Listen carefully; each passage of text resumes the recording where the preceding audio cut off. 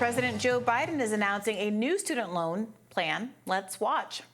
My fellow Americans, you know I'm a firm believer in education beyond high school, and that should be a ticket to the middle class, not a burden that weighs people down for decades to come trying to pay their debt. On day one of my administration, I promised to fix the problems of the existing student loan program that hurt borrowers for much too long, and I'm proud we're keeping that promise. We've already approved over $116 billion in debt cancellation for 3.4 million Americans, no matter how many lawsuits, challenges, or roadblocks Republican elected officials or special interests try to put in our way.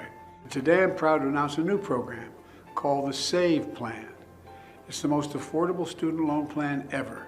And here's how it works. To pay back that loan, you had to pay 10% of your discretionary income.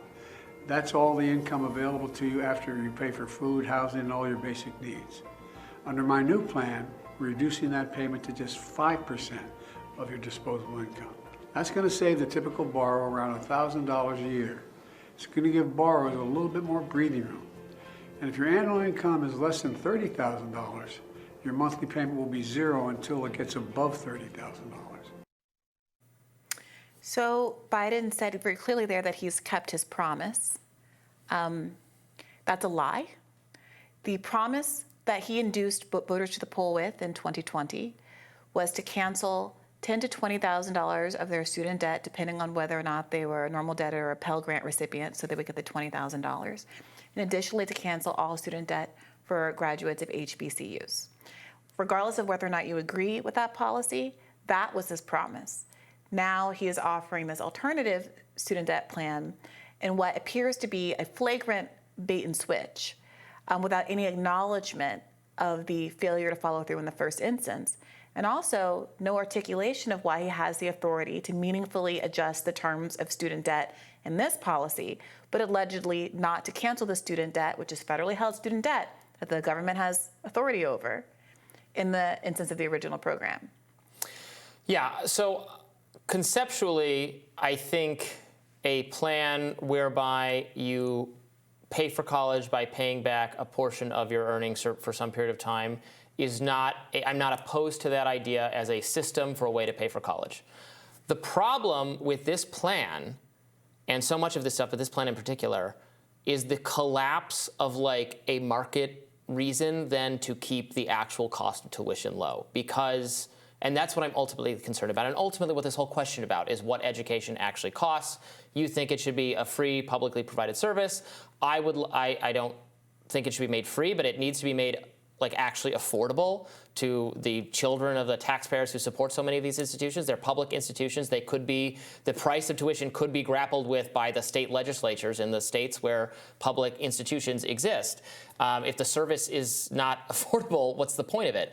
But this plan and plans that move toward this without, because if you say that, so usually in the market, there will be a mechanism to rein in the price a little bit because you're borrowing the money, but if you have to pay it back, you eventually balk at the cost. Like, well, I would like to go to this school, but if I'm going to have to pay back, $100,000, I'm not going to be able to do that. The risk is too much.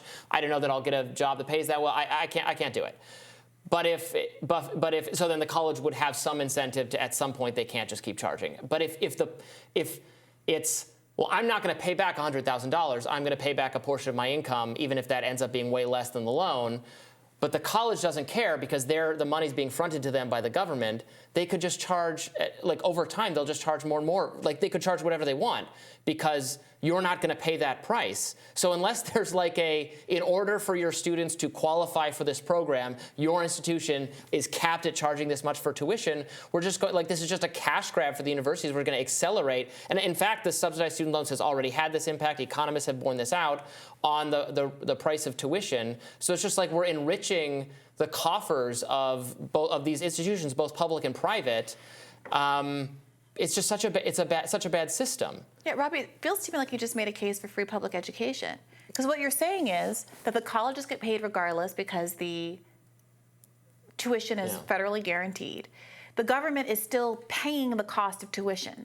But instead of paying the cost of tuition in the form of just paying that money to a public university that provides these services for free the way that all of our public high schools and middle schools, et cetera, do, and the way that, for example, the California system, which used to be the crown jewel of Americans' educational experience, was basically free up until the Reagan era when he defunded it, largely because he didn't like the political activities that were happening on campuses, then you would be able to do just a direct provision of taxpayer dollar to a school that provides a free, or in your case, in your telling, nearly free service, in your preference, nearly free service.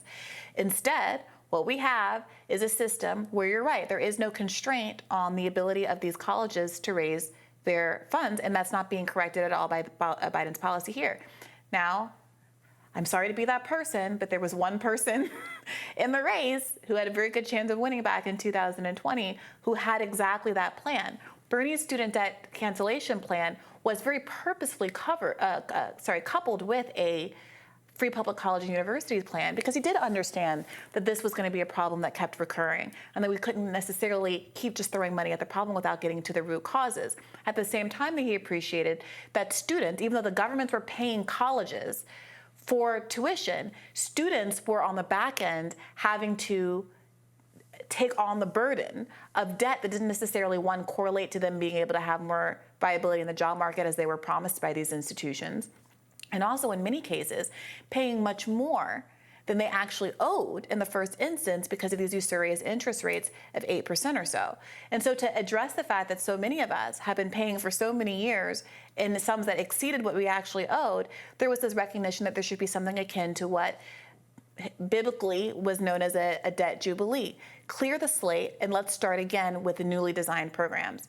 Now, what Biden is doing here is tweaking some of the income-based repayment programs that people have technically been able to take advantage of for some years now, although there have been a lot of problems with the implementation of those programs up until this date. Basically, saying that a smaller percentage of your income has to go back to repayment, capping interest rates and the like, which I think are meaningful changes. But to your point, Robby, don't get to the root of the problem, and also don't recognize that Biden blatantly lied to the American public in 2020 to get votes so that he could beat Trump and get in office. And now is hoping that no one notices when he does this bait and switch and says, oh, well, we're going to help 3 million debtors. Well, that sounds like a big number. Do you remember there are 44 million people with student debt that he promised he was going to cancel substantially? Right. He is lying. He did promise that. I wish he had never made that progress. I don't support that policy, as you know. I also would not support making it. I mean, it's free for the people who go to it. It's not free. It's paid for by someone. It's paid for by the taxpayers. The beneficiary of a college degree is the person primarily who gets it. It should be attainable to get a college degree. You should be able to pay your way and do it. That's how it worked for decades. And then we broke this system of subsidizing people to go and having this indirect loan payment system and a mishmash of public-private relationships and a hybrid system. I mean, it's a little bit like our arguments over healthcare or anything else, where we have the worst of both worlds. Yes. Because you have a service or a product that is heavily subsidized and its price actually disguised because it's being paid for still by you, but indirectly through several. It's being paid for by the people, but administered by a separate agent. And we've constructed an incentive system where the provider gets to charge whatever they want, even more than they would frankly be able to charge in a market. Yes. Because there'd be competition to keep the price down. There isn't none because the government's guaranteed it. Yes, I could have been, in much the same way that sometimes when we're talking about health insurance, I say, well, we all pay these premiums. It doesn't guarantee us health care. If we miss a payment or lose our jobs or what have you, and you get sick the next day, all of the money that you put into the system doesn't matter a fig for you and your family and your livelihood. And instead, we could have been paying those premiums directly in taxes, frankly, less than we pay in premiums into taxes, to get guaranteed health care no matter what happens at any time. Similarly, instead of someone like myself paying $2,300 a month since she was 25 years old to student loans in excess of the total amount that I've taken out, I would be much happier having my taxes being paid in some portion of that money directly to the government, and to know that should I have kids or other people in my family and people I love, that they can go to well-funded, high-quality public institutions for free in their state. And we don't have this multi-tiered society where Biden said something weird at the beginning of that. He said, I believe that going to college should be a ticket to the middle class. Well, No, I believe that you should be able to be middle class regardless if you go to college. I think vocational schools or jobs that don't require that kind of education should enable you to have a living wage and a middle class salary. Yeah, I mean, you're right. His plan is totally contradictory because, I mean, and the more you subsidize this whole experience, the more it does become a necessary precondition to the middle class. I mean, right. a very bad incentive where people have to go through, because everyone's doing it, people have to go to college, take out or borrow or put themselves in debt for an education that actually doesn't strictly correlate to the job they're going to get and is not But I would say something a little bit different, which is that if you recognize, like, that is the narrative that we've been fed, and if you believe in that, I don't think that's the way the world should be, but I do think that that's the way the world is. That outside of some professions that don't require a college degree, and there are some. God bless the UPS workers who just managed to get such a significant salary raise, and certain other professions, sanitation workers, et cetera, who actually get paid very well. It is a ticket to the middle class. And so what does it mean as our society, and that we are a society that requires you to pay $160,000 plus interest to get that ticket to the middle class? So what does it say when one person's parents, who can afford that sum, get to guarantee a certain lifestyle for their kids, where poor and working class people don't get to do so? And what does it say that we have such a tiered education system where your access to get into one kind of school versus another is also so determinative of your lot in life? That is not the way it works in other countries. In other similarly situated, wealthy, industrialized countries, they have a fleet of high-quality public institutions, most of which are pretty the same in quality and value, and your ability to go there, study, and get good grades is what determines your future in life, what kind of jobs you get hired from. Not the fact that McKinsey will only hire from Harvard, and the kind of malarkey that we have in this country that leads even very rich and powerful people whose kids are never going to have a bad day in their life or a financially bad day in their life, like Felicity Huffman and Becky from Full House, whose name I can't remember, Aunt Becky. Lori Loughlin. Would literally commit a federal crime to make sure that their kid gets into a marginally more prestigious school. Yeah, that was mostly about, I think, the experience for those kids. Those kids just wanted to have they were set for life. They spent $1 million on But that's the point. I don't think it was about experience. I think it was about prestige. It was about fun. No one's saying I have to get into, what was it, George Washington, Georgetown. Those aren't party schools. If you want to go to have fun, the kid could have gotten into Arizona State and had a grand old time. Yeah. No, that was about prestige and the fact that parents feel like so much of their personal value and esteem is wrapped up in where their kids go to school. That's a toxic system that is being fueled by a hierarchical education system that exists in large part because we don't have an equalizing, high-quality public education across the board. I mean, we do. You can go to college affordably if you're not. So, I mean, the people who are most screwed in terms of their college loan debt are people who took out a ton of money to go to a fancy private liberal arts school for which, they got some totally worthless journalism degree or something and are, yes, hundred or multiple hundreds of $1,000s in debt in a field where there's not, where the economic prospects are only okay, and frankly, you don't need a degree or a specialized degree or that level of debt to practice in the field. That's what needs to be dealt with. A majority of students who went to four-year public... I mean, the average student loan debt is like $25,000. It's about $30,000, yes. The majority of students who went to four-year public universities like the one you went to, have graduated with student debt. Only 42% of graduates from four-year public universities graduated without any debt. Okay, so it's completely true that public universities cost less, but I'm sorry to have to say this, but I have many friends who went to public universities, including your own, who come from low-income families who could not afford the $12,000 a year or whatever it was. Well, I think the state legislature of Michigan, the regents I've supported the regents who've refused to raise tuition. I think the state legislature should, instead of making North Quad fancier again, installing telescreens on every wall, I would say, no, here's your budget. You have to reduce tuition because it's a public institution and it should be affordable to the people who live in the state. But that's how I would do that. I would vastly reduce how much they're allowed to charge for tuition as a public institution. And if that means they have, slightly fancier, less fancy gadgets on campus, so be it. Maybe they can build one fewer lazy river ride or something. Well, I don't know what's going on specifically with funding at the University of Michigan, but as you pointed out, I think that what's driving the cost of colleges is the federal backing that's not of the loans, that's not actually the federal government making decisions about what would make the population educated and better for our country. Totally. So but this is a little contrary to some of the things that you say in other contexts, Robby, because what I'm saying is that I would rather have a democratically elected, actually accountable federal government funding federal universities that are well tailored toward actually making an educated workforce that can enable us to compete on a global scale, as opposed to these quasi-privatized institutions that are using federal money to build, I guess, lazy rivers you're saying that exist at the University of Michigan or the like.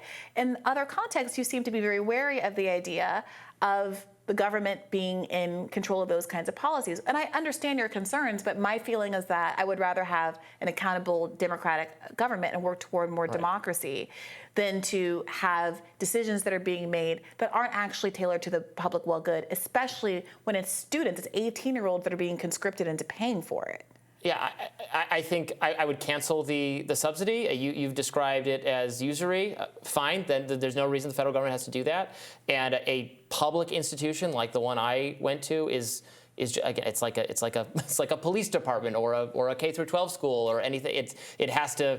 I agree that it should be democratically accountable. It's funded. Its budget is from tuition and also tax dollars. So the citizens get to have some say, and the state legislature should exercise control over what it costs, or just privatize it, or it can just be private, and then it can charge as much as it wants for tuition. And if you're a little rich kid, you can go there, and that's fine. That's none of my problem. I don't want taxpayers paying for it. If you're a little poor kid, well, we're going to have public institutions that are just the way they were in the 80s and 90s, where you can work an after-school job and you can pay for it, and that way it's valuable to you because you're paying for it, and you're making decisions that are good for your economic future because it correlates to what you're paying, and you're the one who's going to get the beneficiary. And it was a great system, and we can go back to it. We just need to change who pays for what a little bit. Yeah, it's just I'd be remiss not to point out that trade school debt gets completely erased in this conversation. There are a lot of bad faith actors that pretend that the only person with student debt is, a journalism major from BU or something like that.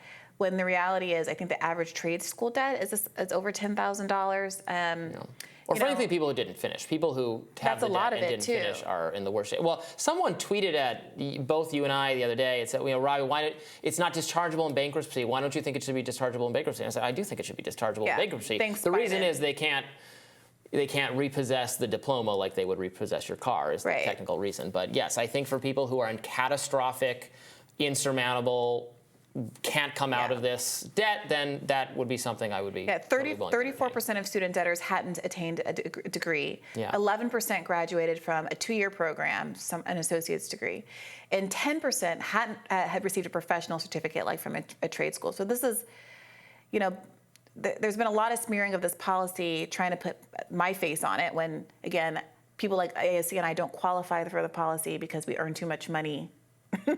and they're doing that to disguise the extent to which there are all of these working class people who very much could have benefited from it and were induced to the polls over it. And now there's a very different outcome. Oh, we had a civil conversation about student loans. There's a new day for everything. Tomorrow on Rising, Briahna and I will be back to bring you the news, but it's going to be tomorrow's news, not today's news, because it will be tomorrow. Shocker. Be sure to like, share, and subscribe so you never miss any content. And for those of you who prefer to listen while you're on the go, we're now available anywhere you listen to podcasts. We'll catch you later down the trail. Bye-bye. Howdy.